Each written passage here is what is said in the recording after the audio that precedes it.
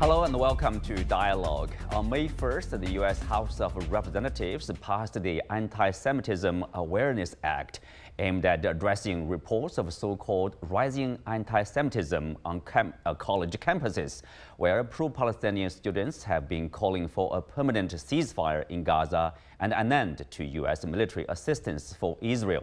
The bill is yet to be taken up by the U.S. Senate, but opinions have already been quite divided. Supporters of the legislation say it will help combat anti-Semitism on college campuses, but opponents say it overreaches and threatens to chill free speech. What was behind the birth of the bill? Is it in accordance with the spirit of the American Constitution? And will free speech be significantly restricted if the bill goes into effect? Join us for our discussion today from Beijing. I'm Xu Qianduo.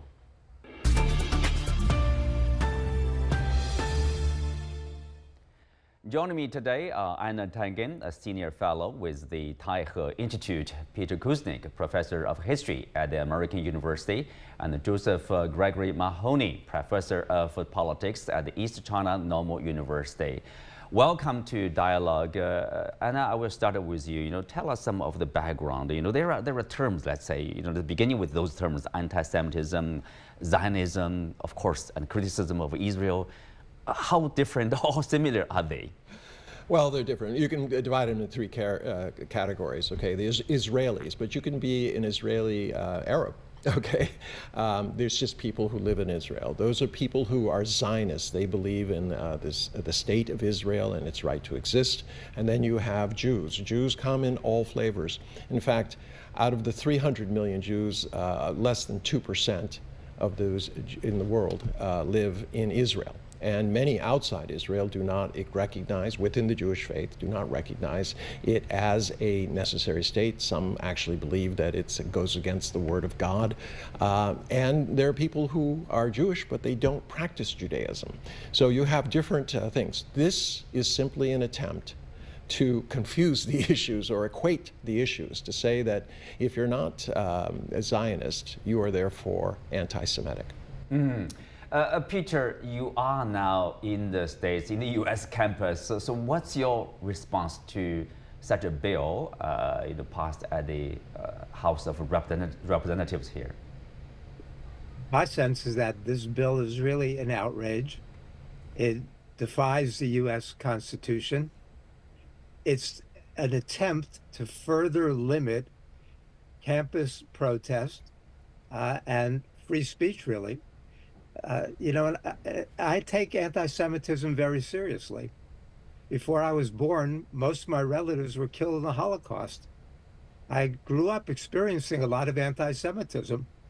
I hate anti-Semitism, but I also hate seeing what my country is doing in supporting Israel and what's a slaughter right now in Gaza. And so there is anti-Semitism. There's always been anti-Semitism. There's been some anti-Semitism in these protests, and that's deplorable and should be banned from the organizers themselves. But I don't see this as a huge problem at this point. University is the last bastion of liberalism in the United States, and they're using this as a pretext to silence people who are protesters, who are critics of American empire and of Israel and what Israel is doing right now. Professor Mahoney, if you look at the protests in the U.S. campus right now, they are calling for a ceasefire. They are calling for the U.S. to withdraw from, providing arms to Israel. What's wrong with that? Is that part of anti-Semitism? I'm going to respond in part to points made by Einar and Peter. First, I think technically, very technically speaking, and because we're talking about a law, I think we can talk about technicalities here. In the vernacular, when we say anti-Semitic, it's generally referring to something directed against Jews. But in fact, the Palestinian Arabs are also a Semitic people. So it's always been a little strange to me that we would have anti-Semitic language that would be protective of that we would want to restrict anti-Semitic language in order to protect Jews, but not to protect Palestinians. Secondly, I find it, the one thing that I would disagree with Peter about is that we have seen for years the degradation of free speech on American universities. I think this is something that's been empirically demonstrated by a number of studies, including leading think tank groups from overseas, including Europe. But I also think it's ironic that this law is even more restrictive of free speech than what it happens in Israel itself. And we've seen critics from Israel saying that this law is not necessary, that it's going to damage free speech, and indeed that it would be something that they wouldn't tolerate in Israel. Why is it something that that America, with its Constitution and its constitutional guarantees of free speech, why is it something that would be suitable in the United States? Here, in terms of this justification of such a bill, do you notice a remarkable rise of anti-Semitism in the U.S. campus, in terms of course, the protests against Israel? I don't think it's so much that there's a rise of anti-Semitism. I think it's just more out in the open. The Anti-Defamation League equates anti-Zionism with anti-Semitism. A lot of what we see going on, and I look at the coverage in the U.S. media, and they talk about the protesters as being pro-Palestinian and being pro-Hamas. What I see is protesters who, for the most part, and there's a lot of different people out there, but for the most part, what they are is anti-slaughter and they are anti-genocide. And if there are some people, we've seen a lot of these campuses that has not been the students, but it's been outsiders who have been the most virulently anti-Semitic or have been involved in harassing Jewish students. In other cases, in one case, it was the pro-Israel people who were yelling, "Kill the Jews," but it got picked up in the media as if it was the people who were criticizing the Israeli invasion of Gaza. So anti-Semitism has always been there. It's always been ugly. Maybe there's more of it surfacing now because Israel is so heavily involved, but I've also seen a great effort to police the anti-Semitism by the protesters. Now, some of my students who are participating in the protests are Jewish, one of whom is an Israeli citizen. And I asked him about this. I said, have you seen anti-Semitism in these protests? He says, absolutely not. He said he's getting harassed by other Jewish students who think he should not be participating in these protests. So that doesn't mean that it doesn't exist. I know it exists. And sometimes it's been ugly and virulent, but it is, when we compare it with what's going on, the slaughter that's occurring now in Gaza, my sources say over 50,000 dead in Gaza, close to 100,000 wounded there. The hospitals, the universities, the housing, the infrastructure destroyed, the food delivery, a famine. Compare the two. I think the students are absolutely on the right side of history, as student protesters have been repeatedly in the United States. Do you agree that the students are on the right side of history? Let's look what they're asking for. They're not asking for the abolition of Israel, at least not most of them. Most of them are just saying, look, there has to be a ceasefire. The senseless slaughter has to stop. And the U.S. has to stop providing the bullets, bombs, and weapon systems that are killing innocent women and children. This is so far away from any kind of hate speech. It is simply about feeling compassion for a situation which is out of control. Most people would designate what is happening in Gaza as a genocide. How else can you put it? So at this juncture, yeah, they are on the right side of history. Unfortunately, people trying to talk about this issue as if there are finer points to it, I disagree. I was on the board of the ACLU in my state. I can tell you very clearly this is against the Constitution. It is not only dividing the Democratic Party, but it's also dividing the Republican Party. There are those like Marjorie Taylor Greene and others who are quite concerned that this bill would, in essence, outlaw the Bible, because it would. There are pronouncements within the Bible that are not conforming with this idea. So those Bible Belt colleges, some of them who receive federal funds, would be under scrutiny and could very well lose that. Remember, we're talking not about criminalizing this behavior. We're talking about the power of the Department of Education to, in essence, withdraw funding from those institutions which they see as, quote, anti-Semitic because they're, quote, anti-Zionist. Anna mentioned a few points. Professor Mahoney, just to demonstrate, how harsh the law, could be if the bill, if it becomes law. Reportedly, like slogans like "Free Palestine," from the river to the sea, Palestine will be free. Or if you call Israel as apartheid state, that will be outlawed. And anyone calling for this with the slogan could be criminalized. Is that the case? I don't know about criminalized. I think that remains to be seen. And certainly I agree with Peter that we're unlikely to see this actually become a law. I don't think it'll survive the Senate. I don't think, the House of Representatives was designed to be reactionary, above all in an election year, and the Senate to be more sober and deliberative, although that hasn't always been the case. But it's a strange time. Who knows what comes next? It's already highly restrictive on American universities. The last American university I worked at, we had something called a free speech circle. There was one circle in the middle of campus, and you were allowed to stand in that circle and say whatever you want. But if you worked for the university and you stood there and said something, then you may face consequences, including losing your job or not being promoted and so forth and so on. You wouldn't be criminalized, but you wouldn't be able to move forward.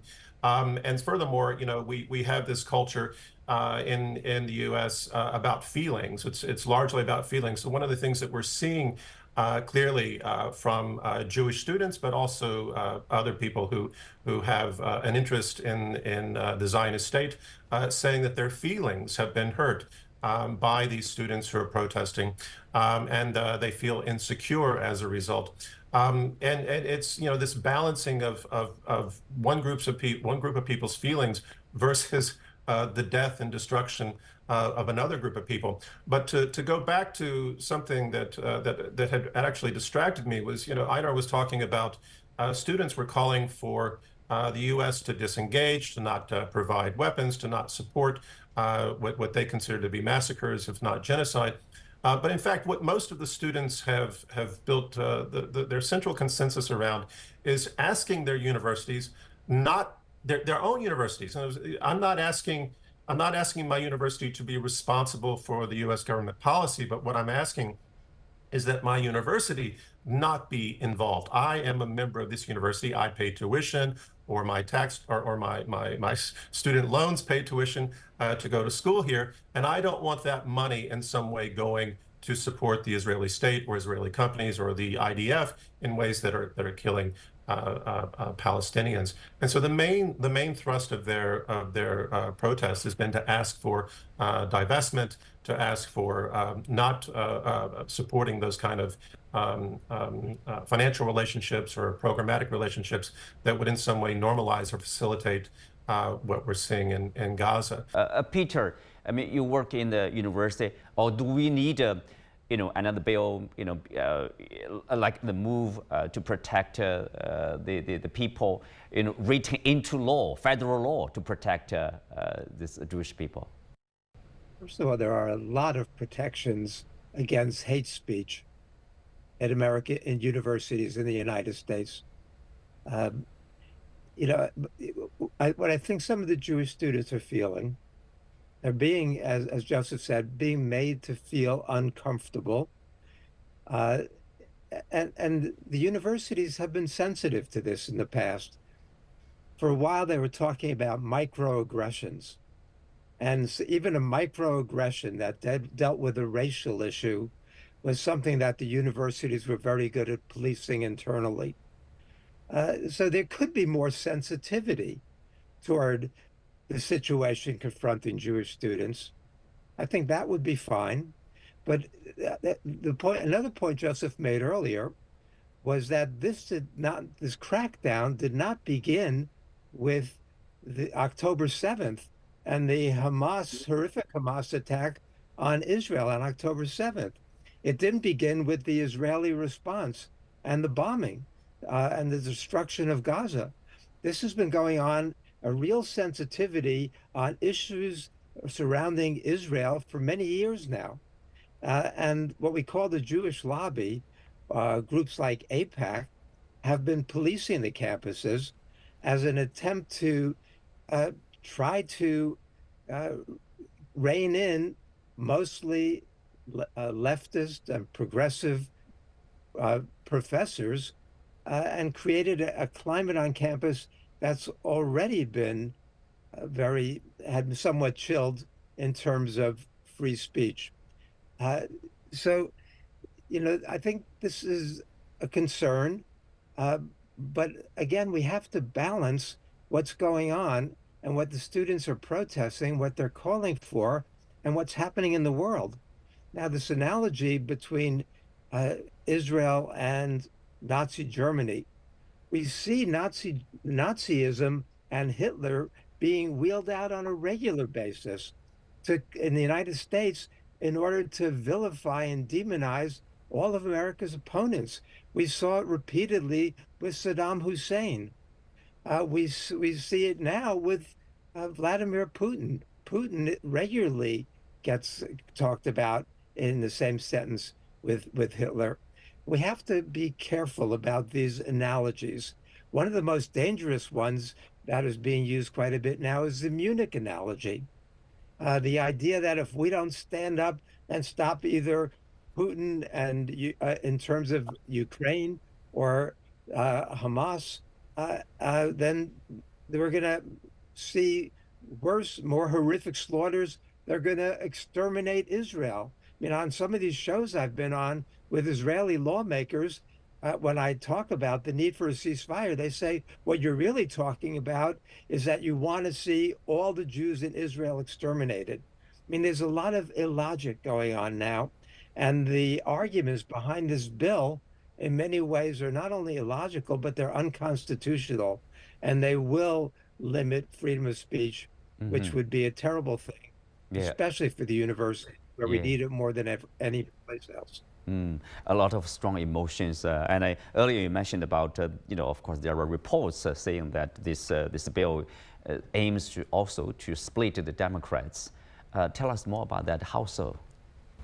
Well, obviously, the left wing of the party believes this is an infringement of free speech. These are not people who are anti-Semitic in the least, but they feel very strongly that this is just a way of cracking down. The Republicans are trying to make political fodder out of what is, in essence, a terrible situation.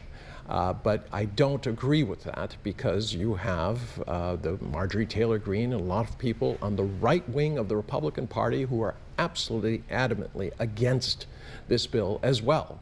So it's not something where it's a political thing. It's populist in the sense that those congressmen can now go back to the constituencies and say, I'm for law and order, free speech is all good and everything like that, but you can't, have chaos in the streets.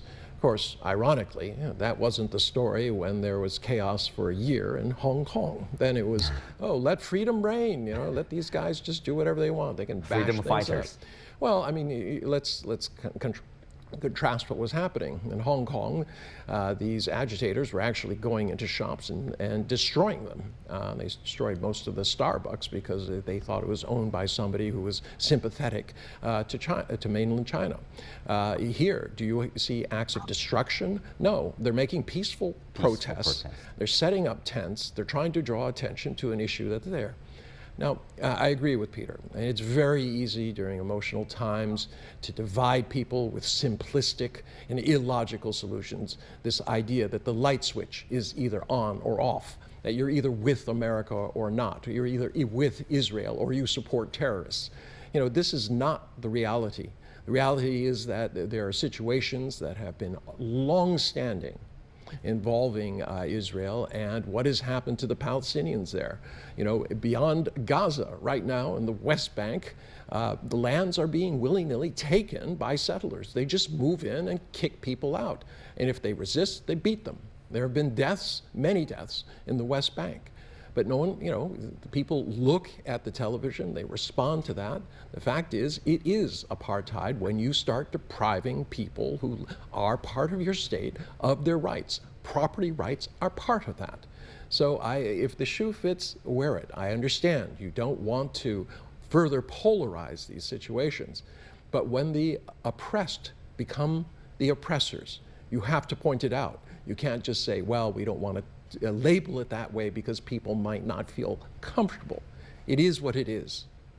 Peter, again, back to you here. It's about the, the idea of the definition of anti-Semitism. Both people on the left and people on the right, of course, have concerns about this definition. For example, Marjorie Taylor Greene, saying that, basically claims of Jews killing Jesus, following the Bible, that will be seen as against, as a part of anti-Semitism Act. Is it really just about this definition here? No, especially with the Republican right-wingers, the MAGA folks like Marjorie Taylor Greene, who said that the California fires in 2018, the wildfires, were caused by Jewish space lasers. You didn't hear these people complain when after the march in Charlottesville, when the protesters, the right-wing protesters, were shouting, "Jews will not replace us, Jews will not replace us." And Donald Trump said they were very fine people on both sides of this issue. This flagrant anti-Semitism of a really disgusting sort. Did Marjorie Taylor Greenes object to that?